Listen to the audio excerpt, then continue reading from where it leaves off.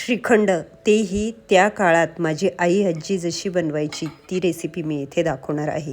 आत्ता कसं बनवता मला माहीत नाही. मी विशेष करून कधी श्रीखंड घडी बनवत नाही, कारण एक मुलगा आणि मुलगी सोडून आम्ही दोघं तर जास्त खात नाही.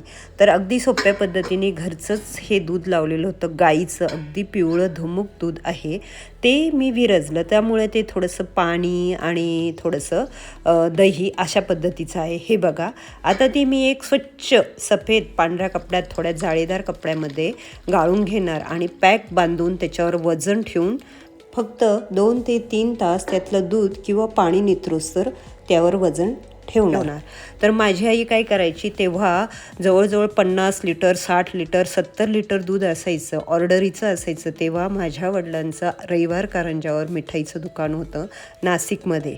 मिठाईचं दुकान नंतरून म्हणजे हे बंद केलं, पण दुधाचा धंदा चालूच होता. पण ऑर्डरी ह्या पूर्ण कराव्या लागायच्या, कारण घरचं दूध, दही, तूप, श्रीखंड, लस्सी, मिठाया म्हणजे गुलाबजामुनसुद्धा कोणाला नको आहे. अर्ध्या नाशिकमध्ये माझे वडील दूध देत होते. खूप मोठा धंदा होता त्यांचा. नंतरून ते आजारी पडले. आता ते नंतरून कधीतरी मी तुम्हाला सांगलच.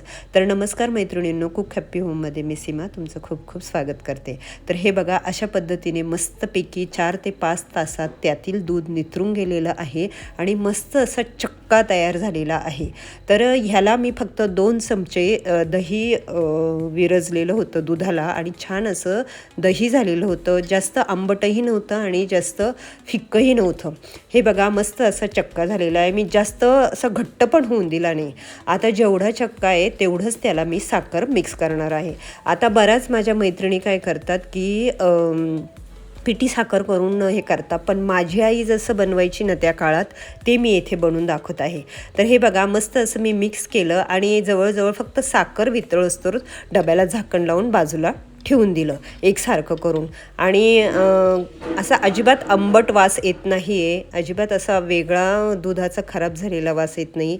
मस्त असं तयार झालेलं आहे. तर आता मी येथे बाकी तयारी करून ठेवली. जायफळ पावडर, वेलची पावडर, परत हे सुके मेवे जे घालायचे आहे ते. तर हे बघा, मस्त असं झालेलं आहे. मी तुम्हाला उघडून दाखवते. तर आता त्यामध्ये आपण हे सर्व आहे ना एका चाळणीने, म्हणजे पिठाच्या चाळणीने चाळून किंवा गाळून घ्यायचं आहे. तेव्हा माझी आई असंच करायची, पिठाची गाळून घ्यायची आणि त्यांनी असं गाळून घ्यायची. त्यांनी काय होतं, त्यातले जे असे गाठी गाठी असतं ना दह्याच्या किंवा चक्काच्या, त्या निघून जातं आणि मऊसर असं श्रीखंड तयार होतं, मस्त असं होतं. तर तेव्हा ती तसंच करायची. तुम्हाला सांगते परत एकदा, मोठं धोतराचं कापड घ्यायची, त्यामध्ये तो दही टाकायची आणि त्यावर आपला जो पाटा वरवंट असतो ना तो दाबून ठेवायची. मस्त असं चक्का तयार व्हायचा. भरपूर खायचो आम्हीही आणि बाहेरही माझी आई ऑर्डरी पुऱ्या करायची. हे बघा, मस्त असं झालं आहे. मस्त असा वास येतो आहे. बाहेरच्या श्रीखंडाला काय करता, असा मस्त वास येतो आहे. छान असं गाळायचं झालेलं आहे. तर तुम्हाला ते परत एकदा सांगते, दुधाचा धंदा इतका छान होता की अर्ध्या नाशिकला त्यांचं दूध होतं. अगदी कलेक्टर म्हणू नका, DYSP म्हणू नका, मोठे मोठे वकील म्हणू नका, जज म्हणू नका, डॉक्टर, सगळ्यांना माझे वडील स्वतः दूध घालायचे. म्हणजे आता दुधाचा धंदा होता म्हणजे खूपच पॉवरफुल दुधाचा धंदा होता. असं नाही की काहीतरी किटल्या घ्यायच्या आणि जागे जागे फिरायचं. खूप मान होता माझ्या वडिलांना. तर मला त्या आठवणी आल्या, थोडीशी आठवण तुम्हाला सांगावी वाटली म्हणून मी येथे सांगितली बरं का. तर तुमचा वेळ घेतला. बघा, मस्त असं श्रीखंड झालं. आता मस्त त्यात जायफळ किसून घालणार, त्यात थोडीशी वेलची पावडर, थोडंसं केशरही टाकणार आणि बाकीचे आपले सुकेमेवे टाकणार, जसे की काजूचे तुकडे, बदामचे तुकडे आणि पिस्ता वगैरे. तेव्हा माझी आई अशीच करायची बरं का. मग असे डबे भरून व्यवस्थित वजन करून आम्हाला पण द्यायला लावायची की जा यांची ऑर्डर देऊन या, त्यांची ऑर्डर देऊन या. आणि आम्ही पण ते सर्व काही करायचं बरं का, अशी कामं. तर माझ्या आईच्या हाताला फार चव होती आणि अजूनही आहे. अजूनही तिने काही बनवलं की सर्वांना आवडतं. तर तुम्ही नक्की ह्या पाडव्याला बनवा.